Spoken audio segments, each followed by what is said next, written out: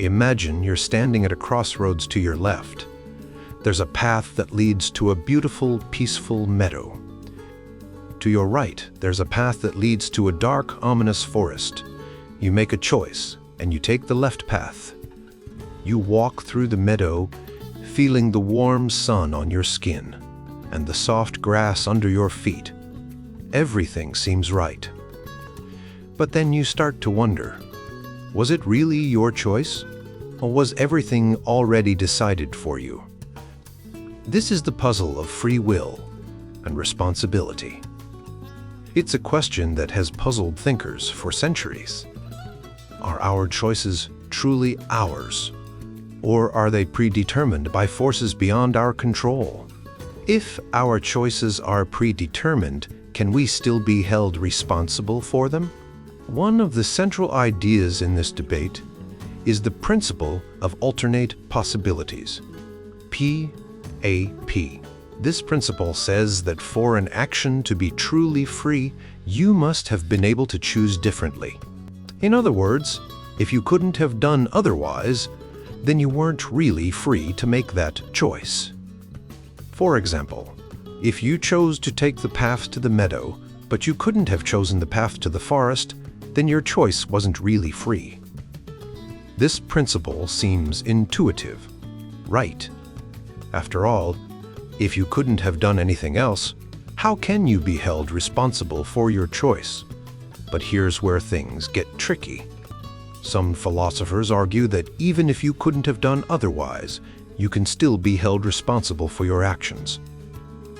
They point to examples like a person who is coerced or forced to do something.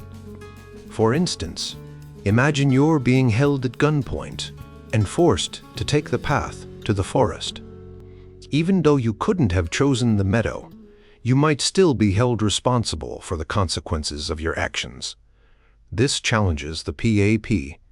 If you can be responsible for actions you couldn't have done otherwise, then the PAP might not be as clear-cut as it seems.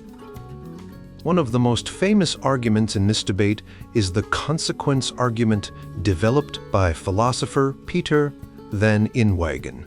This argument tries to show that if determinism is true, meaning that everything that happens is the result of prior events and laws of nature, then no one can be morally responsible for their actions.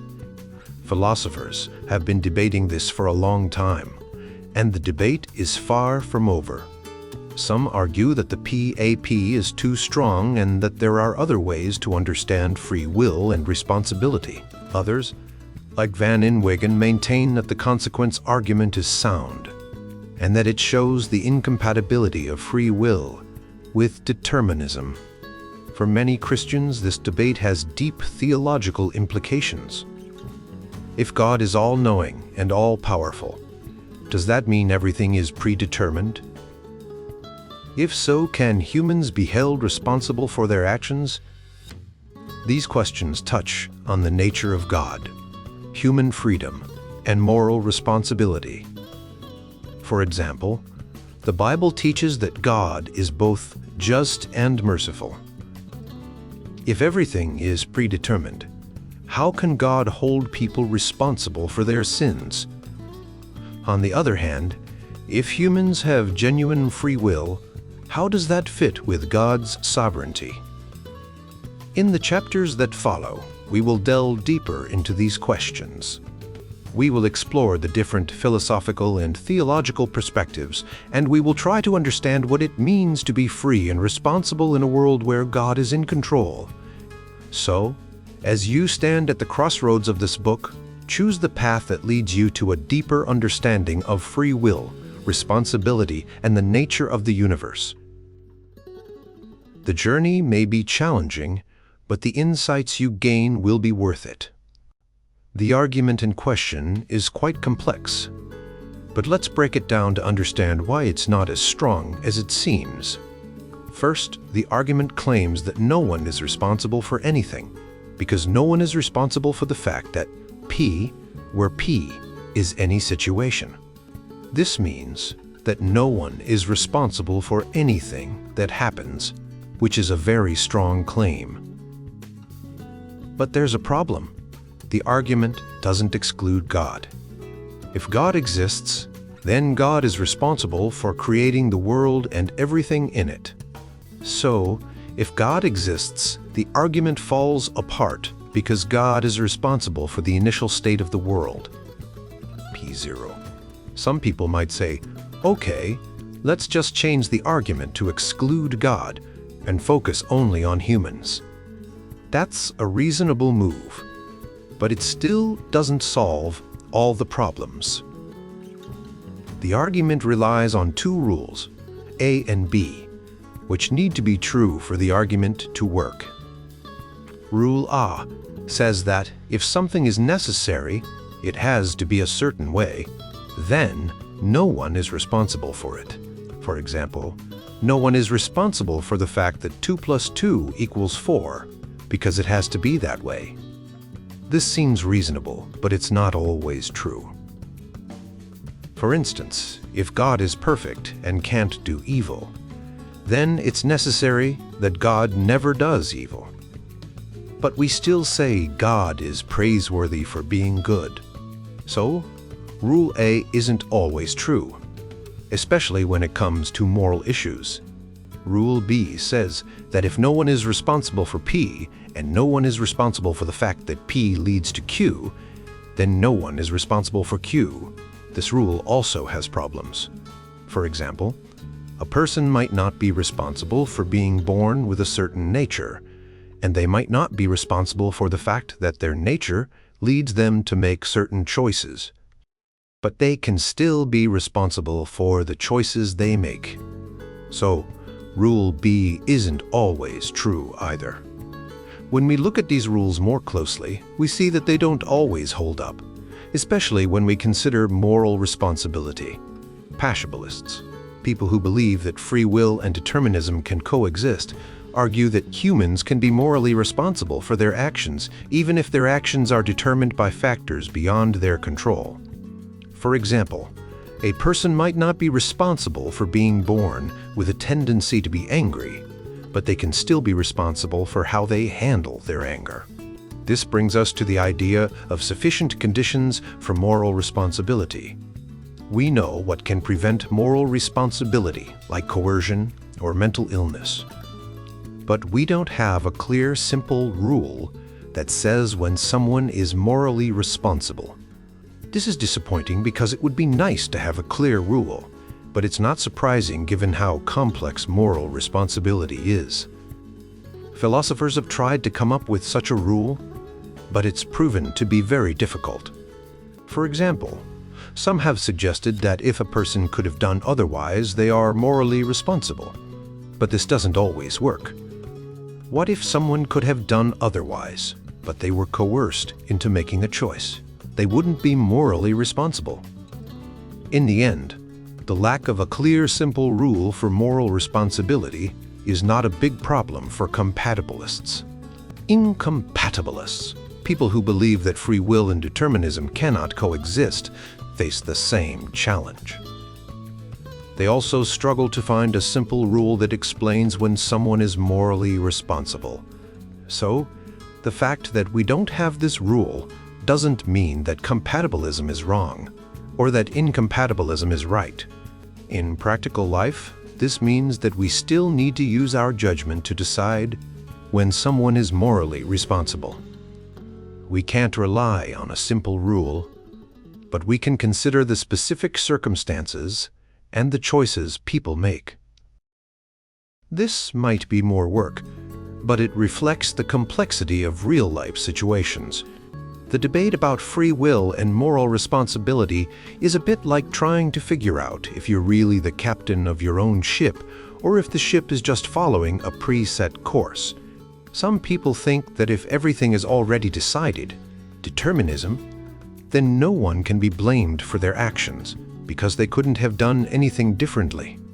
But others argue that even if everything is determined, people can still be held responsible for their choices. Imagine you're playing a game of chess.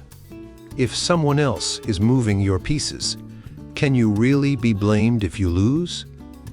Some people think that if everything in life is predetermined, It's like someone else is moving our pieces, and we can't be held responsible for our actions. But others argue that just because the rules of the game are set, it doesn't mean we're not responsible for the moves we make. Possibilists believe that free will and determinism can coexist. They think that even if everything is predetermined, we can still make choices and be held responsible for them. Incompatibilists, on the other hand, believe that if everything is predetermined, we can't truly be free or responsible for our actions. The next big question is whether God's involvement in evil is compatible with His goodness. This is a different but related question, and it's one that many people, especially those who reject Calvinism, find particularly challenging. While libertarianism might help Arminians explain evil, it's not enough to defend the coherence of Christian belief against the problem of evil. Even if libertarian free will were real and part of the explanation, it can't fully explain all the evil in the world. For example, consider natural disasters like earthquakes and hurricanes. These disasters cause a lot of pain and suffering. If there's an all-loving, all-powerful God, why doesn't He prevent these disasters? This is a big problem that needs to be addressed, and libertarian free will doesn't help much here. Then there are the disturbing things animals do, like a spider trapping and eating a moth, or wolves fighting and killing each other's cubs. Some people argue that this shows God isn't in control, but animals don't have free will like humans do. God could control their actions, and the Bible even says He does. So this kind of evil doesn't really support the idea that God isn't in control. There are also tragic accidents, like a car breaking down and causing someone to get hurt. Some Arminians blame the Calvinist God for not preventing these accidents, but the Arminian God could also prevent them. The car doesn't have free will, so this argument doesn't really work. Diseases and illnesses are another issue.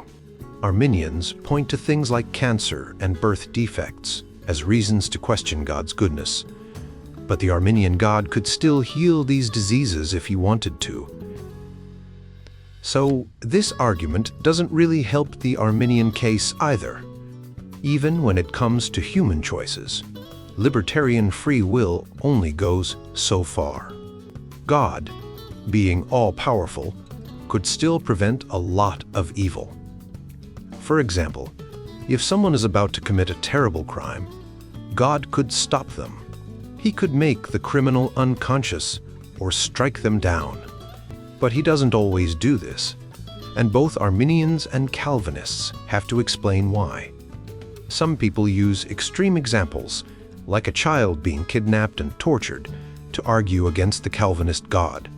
But even if you assume libertarian free will, the question remains, why doesn't God stop the evil after it starts? Both Arminians and Calvinists have to answer this question. In some cases, Arminians might say that God allows suffering to influence people to make good choices. But even then, not all suffering can be explained this way. There are just too many instances of evil that don't fit this explanation. So, libertarian free will isn't enough to explain all the evil in the world. It doesn't solve the problem of evil, and it doesn't fully defend the Arminian view of God. Both Arminians and Calvinists have to grapple with the same tough questions about why God allows evil. Before we dive deeper, it's important to remember what the Bible says about God and evil. The Bible doesn't shy away from saying that God is in control of both good and evil. For example, in Isaiah chapter 45, verse 7, it says, "I form light and create darkness. I make well-being and create calamity. I am the Lord who does all these things." This means that God's control over evil is a big part of who He is. Christian philosophers sometimes struggle with this idea, but the Bible is clear. God's full control over good and evil is an essential part of his nature. So when we talk about God and evil, we need to be careful not to say more or less than what the Bible does. Now, let's look at the main argument that libertarians use against Calvinism. They say that because Calvinism believes in determinism, it makes God the author of sin. This means that God is responsible for evil, which seems to make him evil or blameworthy. Is this a valid argument against Calvinism? Does God's control over everything make him responsible for evil in a way that makes him evil? We'll explore this in the next part. Calvinism is a way of thinking about God and the world that some people find troubling. One major concern is that it seems to make God responsible for evil, which raises questions about God's goodness and justice. In this chapter, we're going to look at why people have this concern and whether it can be a solid reason to reject Calvinism. When people say that Calvinism makes God the author of sin, they mean that God is somehow behind the evil things that happen. But this idea is like a fog, unclear and hard to pin down. Some people think it's a big problem, but they don't explain why it's a problem or what they mean by author of sin. For example, John Calvin, the founder of Calvinism, said that God is the remote cause of sin, meaning he allows it to happen, but we are the ones who actually do the sin. The Westminster Confession, a key Calvinist document, also says that God is not the author or approver of sin. This seems to clear things up, but some people still think God is too involved in evil. To really challenge Calvinism, critics need to be clearer and more specific. They need to explain exactly what they mean by author of sin and why it's a problem. They also need to show why Calvinism in particular has a unique problem with God's involvement in evil that other views don't have. But until then, Calvinists can still stand by their view, confident that the arguments against it are not as solid as they might appear. The debate continues, but it's important to keep asking questions and looking for clear answers. Finally, Anthony Kenny puts it this way: if everything is determined, it's easy to see how God can foresee free actions, but impossible to show how he isn't the author of sin. Kenny doesn't really explain what he means by authorship, and he talks more about God's responsibility in the next section. But he doesn't give much more to unpack the idea of God being the author of sin. We have to trust that Kenny and other authors don't say much more about this, because we can't quote what they don't write. If I'm wrong, and there's a substantial response, then let's have that conversation. Until then, the idea that God is the author of sin seems to be settled by the challenges raised. The same kind of confusion happens when people use the word responsible. Critics sometimes say that if God determines everything, he must be responsible for evil. Anthony Kenny explains it like this: if someone sets in motion a process that leads to a bad result, they are responsible for that result. Calvin argued that not everything that happens is God's direct choice, but just some events. However, Kenny says this doesn't let God off the hook for sin, because people are responsible for the consequences of their actions, even if they didn't intend them. This argument is still based on a confusion. There are two kinds of responsibility: moral responsibility, which means being guilty or praiseworthy, and causal responsibility, which means being the cause of something. For example, if you eat too many strawberries and get a stomachache, the strawberries are causally responsible, but you're not morally guilty. Paul. Helm, a philosopher, says that God can be causally responsible for evil, but not morally guilty. Susan Wolf, another philosopher, explains that when we say someone is morally responsible, we mean they deserve praise or blame for their actions. Calvinists say that just because God is the cause of evil, it doesn't mean he is morally guilty. Critics sometimes assume that if God causes evil, he must be evil. But they need to show why this is true. In this world, we often are morally responsible for what we cause, but not always. For example, if someone is coerced or manipulated, they might be the cause of an action but not morally responsible for it. God is different from us because he is the creator of everything. So even if we sometimes aren't morally responsible for what we cause, God might be an even stronger example of this. Calvinists argue that if God has good reasons for allowing evil, he might even be praiseworthy for doing so. They say that God's moral guilt doesn't follow from his causing evil. And they have more to say about why this is true. Some people argue that natural disasters, like earthquakes and hurricanes, show that God is evil if he determines everything. These disasters are caused by natural processes, and critics say God must be responsible for them. John Sanders, a critic of Calvinism, says that natural elements have some autonomy. Roger Olson criticizes John Piper for saying God causes natural disasters, and William Hasker argues that God's providence explains general natural disasters, but not specific ones. However, these arguments face the same problem as Calvinism. If natural disasters are determined by natural laws, then God must be responsible for them, even if he doesn't cause them directly. The only way to avoid this is to say that there is some indeterminacy in the natural order. But this is hard to prove.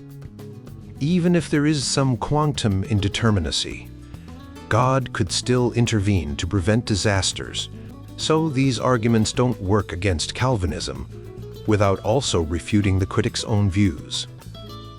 Some critics say that natural evil is caused by human free will. But this doesn't make sense either, because humans don't cause earthquakes or hurricanes. Some say that natural disasters are God's judgment on human sin, but this doesn't explain all natural evil, like sicknesses that aren't related to human actions. In the end, the arguments against Calvinism based on natural evil either fail because they also apply to the critic's own views, or because they don't provide a strong enough reason to believe that God is morally guilty for natural disasters. When it comes to understanding why bad things happen in the world, people often look to religion for answers. One of the big questions is whether natural disasters, like hurricanes or earthquakes, are a form of divine punishment. Let's explore this idea and see how it fits with different beliefs, especially those of Calvinism, a branch of Christianity that emphasizes God's sovereignty and control over everything. Some people, like Sanders, Olson, and Hasker, argue that natural disasters happen because the world has its own free will, and God isn't directly causing them. They say that these events are not a form of divine judgment. However, if we consider the idea that natural disasters are a form of divine judgment, it doesn't align with what these critics believe. If God is sending these disasters as punishment, it means he is in control, and this control is what Calvinists believe in. But what kind of judgment are we talking about? Is it a general judgment on all of humanity because of Adam's sin, or is it a specific judgment on certain individuals? The idea of specific judgment is hard to accept because it's not fair to say that the victims of natural disasters are more sinful than others. Jesus himself talked about this in the Bible. He said that the people who died when a tower fell in Siloam weren't more sinful than others. He also said that a man who was born blind wasn't blind because of his or his parents' sins. So, natural disasters can't be seen as specific judgments on individuals. If we think of natural disasters as a general judgment on humanity because of Adam's sin, we could say that Adam's sin was a free choice, and that's why natural disasters happen. But this idea doesn't really work as an argument against Calvinism, because it assumes that free will is the source of evil, which is something Calvinists would disagree with. Another idea is that natural disasters might be caused by non-human free will.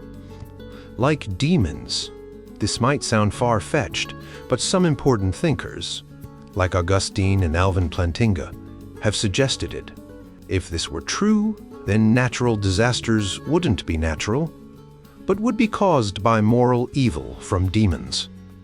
This idea doesn't really help the argument against Calvinism because it still assumes that some form of free will is involved, which is something Calvinists would reject. So, if natural disasters are deterministic and part of God's plan, then why is it a problem for Calvinists? Critics might say that if God determines natural disasters, he should also be responsible for moral evil, like when people sin. But is this a fair argument?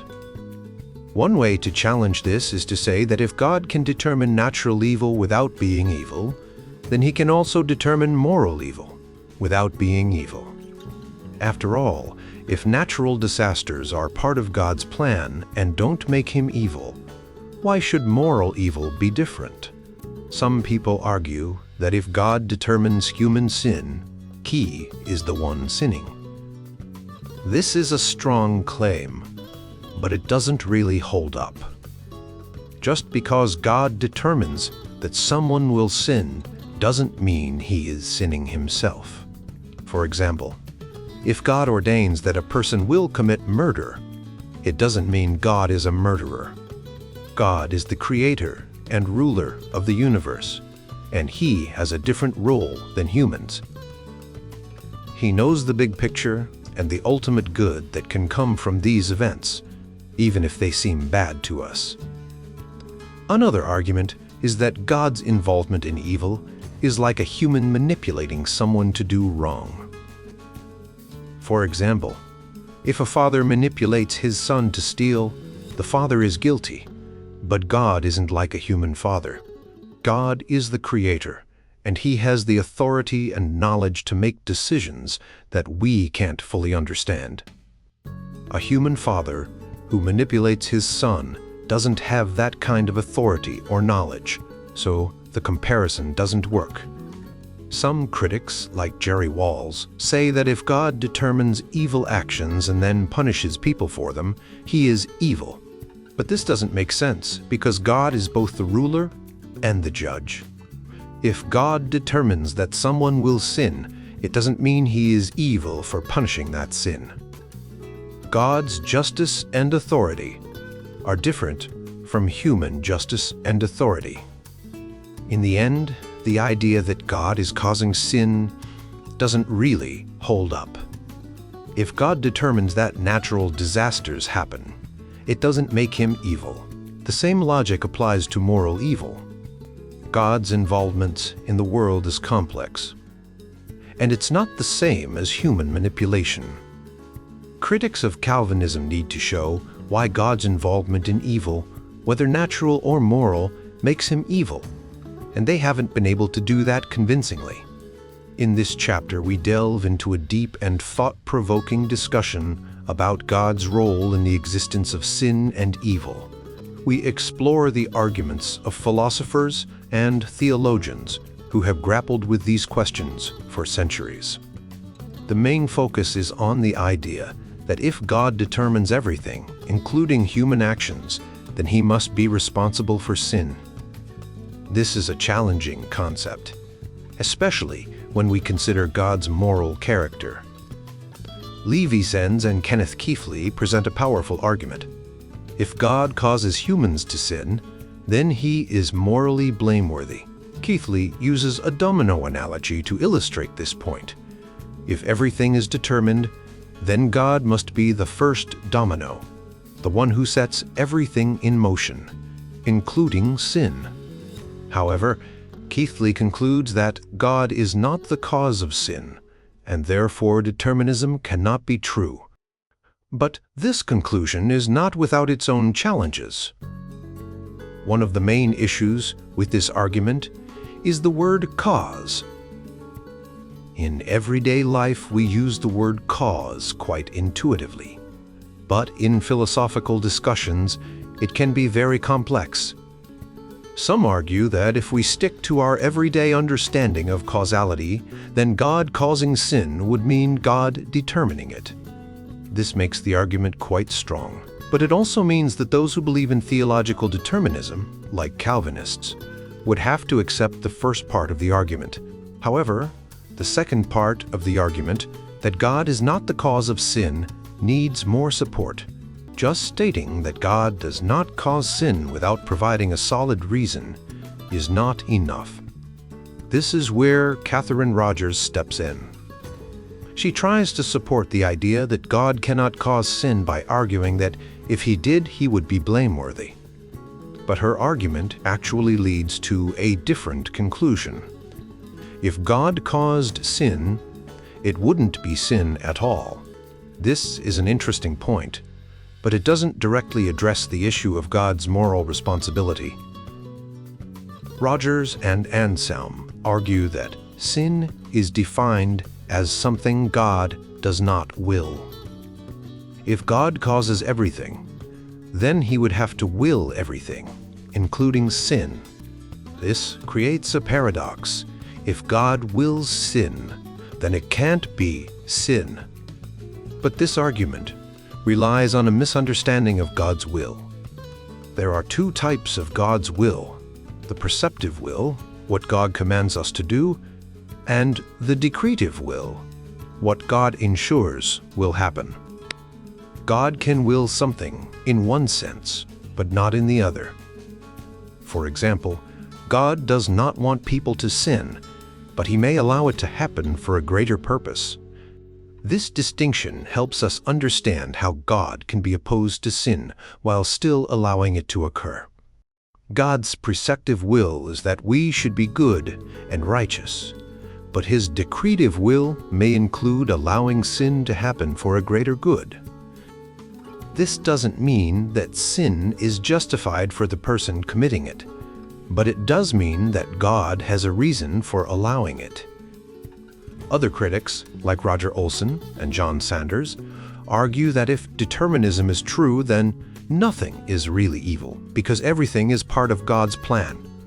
But this assumes that for something to be evil, it must be completely without purpose.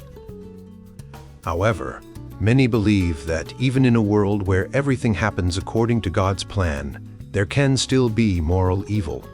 The existence of evil can serve a greater good, such as teaching us about God's justice and mercy. Some critics also argue that God cannot decree things he does not will. For example, Clark Pinnock says that God's will is not always done, and William Hasker claims that God wanted every evil thing to happen. But these arguments often confuse God's preceptive will with his decretive will. If they are talking about God's preceptive will, then they are stating the obvious and not proving anything significant. If they are talking about God's decretive will, then they are begging the question. Finally, some critics focus on God's emotional response to sin.